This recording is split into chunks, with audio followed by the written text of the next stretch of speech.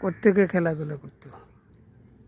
এই যে কার একটা এই যে গামছা হয় না এখানে সিঁড়ি বেড়ে রাখছে, এটারে খারাপ করে রাখছে দুজনে মিলে।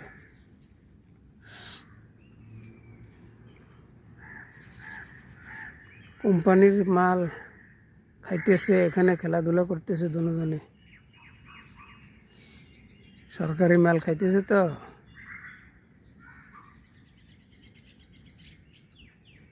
আমাদের তো তারা সুখী, তারা শান্তি আছে।